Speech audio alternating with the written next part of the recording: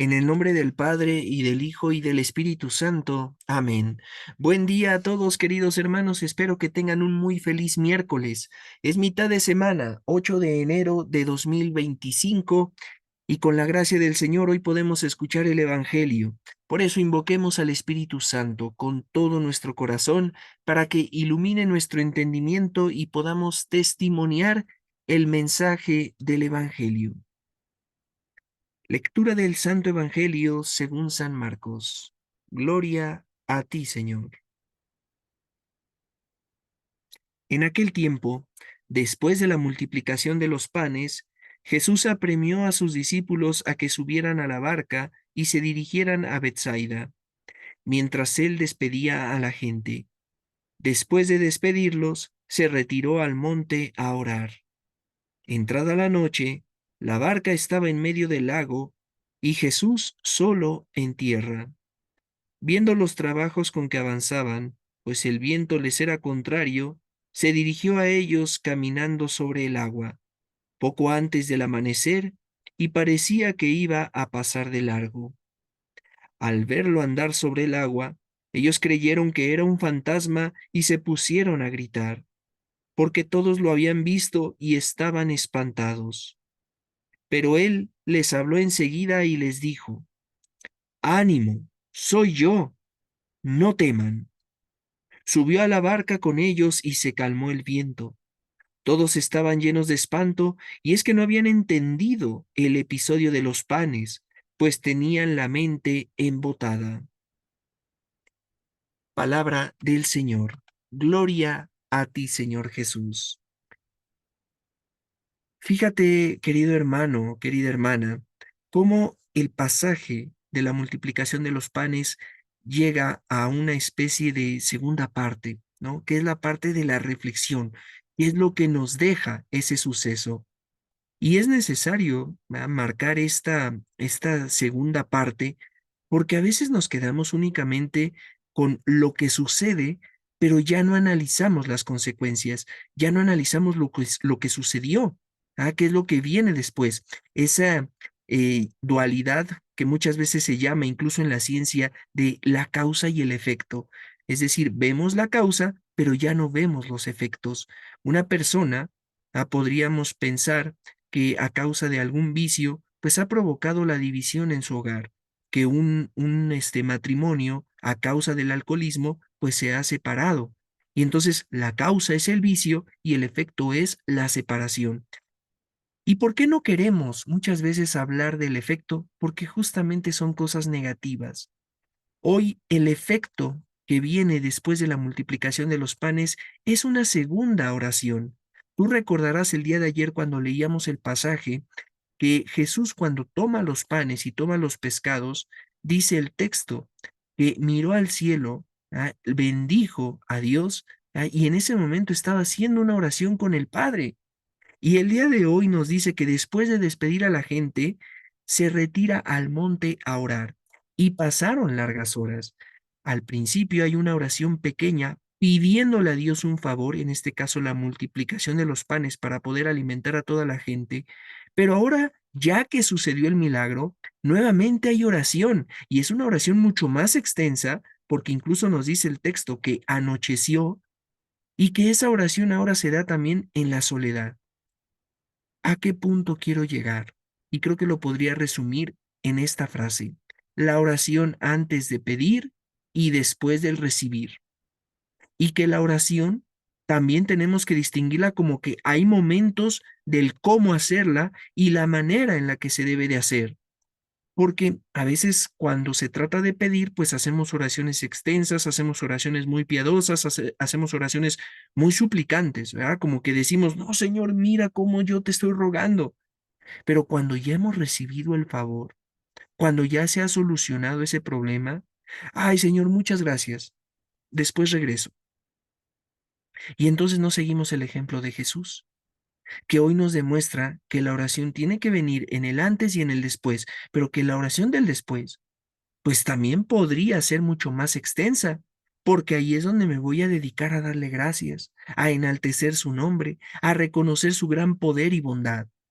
Entonces, fíjate cómo muchas veces nosotros no analizamos ni la causa y mucho menos el efecto, y en consecuencia eso nos impide el desarrollar una oración adecuada. La oración tiene que estar siempre en nuestras vidas, pero algo que me he encontrado muchas veces con la gente, en los grupos parroquiales y en las comunidades en general, es que a veces caemos en esa justificación de decir, no, yo sí hago oración, yo doy gracias en los alimentos, yo doy gracias cuando me acuesto a dormir, yo doy gracias por un nuevo día cuando despierto, pero no nos damos cuenta de que esa oración se ha convertido ya en algo sin sabor, en una oración que ha perdido el sentido, en una oración que ya es más bien parte de tu rutina y que ya no se convierte en un diálogo verdadero con Dios.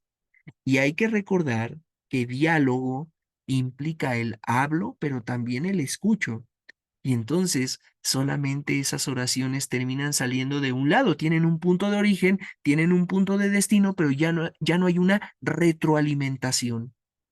Si tú no analizas tu vida y no te fijas en las consecuencias que hay, muchas veces tu oración no va a ser la adecuada. Repito, está bien pedirle al Señor, está bien pedirle por las necesidades que tenemos, pero cuando te responda, también es necesario que tú sepas agradecer y que ese agradecimiento no solamente sea únicamente, ay, una pequeña oración, gracias Señor, bendito seas y vámonos. No, sino que tenemos que aprender a distinguir la verdadera gratitud, ¿no? Que se tiene que manifestar, por supuesto, también en el testimonio, en una ofrenda de obras. Y como segundo punto de este evangelio, pues vámonos a la parte, ahorita ocupé la palabra manifestación. Nuestra gratitud tiene que manifestarse. Bueno, hoy se menciona la palabra fantasma en el evangelio. La palabra fantasma tiene un origen en la lengua latina de fanos. Y recordarás tú que este domingo pasado celebramos la Epifanía de el Señor. Bueno, la palabra fanos, de donde procede epifanía, donde procede fantasma y muchas otras palabras, significa manifestación. El asunto aquí es que hay manifestaciones que a veces son agradables y otras que no lo son tanto. ¿Qué ocurrió con la manifestación del pequeño en el pesebre y que llegan los magos de Oriente a adorarle? Ah, pues fue una manifestación hermosísima del Hijo de Dios. Pero ¿qué ocurre hoy con la manifestación que tiene nuestro Señor al ir caminando sobre el agua y que todos sus discípulos piensan que es un alma en pena? Pues se llenan de espanto. Son las palabras que ocupa San Marcos en el Evangelio. Pero fíjate lo que sucede cuando se sube a la barca. Dice que el viento entró en calma.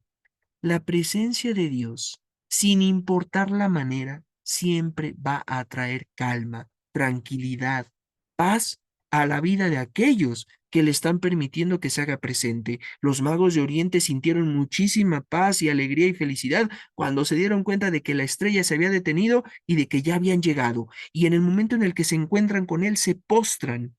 Y obviamente lo hacen también al entregarle esos regalos, demuestran que han conseguido su objetivo.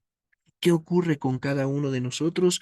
Que también a veces Dios se manifiesta de una manera no tan agradable, pero que eso no implica que no traiga cosas buenas a nuestra vida. Siempre el discernimiento que necesitamos para nuestra vida diaria es el del Espíritu Santo, que nos permite ver a Dios cómo va a nuestro lado, caminando paso a paso, que no nos suelta, que somos nosotros los que muchas veces nos soltamos porque queremos que Dios actúe como yo quiero, como yo mando, como yo ordeno. Por eso hoy pidámosle al Señor que sea cual sea la manifestación que haya de Él en nuestras vidas. Y podemos ver manifestaciones desde el simple hecho de que yo abro los ojos un día más, desde el simple hecho que ahorita, hermanos, estamos escuchando su palabra.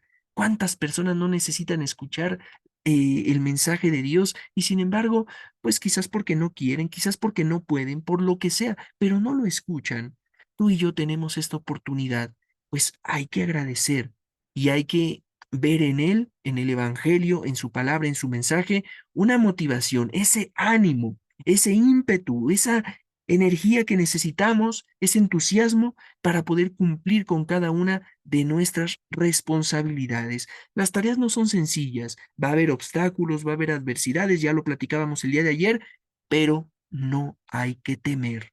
Jesús camina con nosotros, ya sea en la presencia llena de ternura, llena de fragilidad, de sencillez en el pequeño que ha nacido en Belén, o también como un hombre íntegro, maduro, que acaba de realizar un gran milagro, que viene de hacer una oración íntima con su Padre y que va caminando sobre el agua, y que por supuesto muestra ahí poder, majestad y algo que es totalmente inaceptable o ilógico para el ser humano y que por eso le provoca miedo.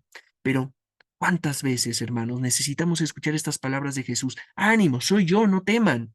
Pues hoy te las repite y te dice, yo estoy contigo. Camino sobre el agua, camino sobre problemas, camino siempre a tu lado. Confía, confía en mí.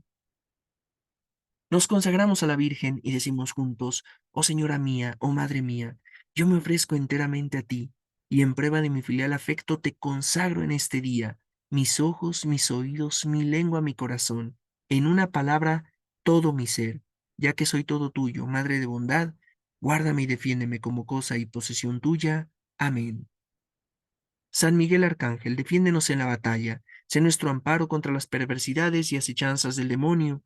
Reprímale Dios, pedimos suplicantes, y tú, príncipe de la milicia celestial, arroja al infierno con el divino poder a Satanás y a los otros espíritus malignos que andan dispersos por el mundo para la perdición de las almas. Amén.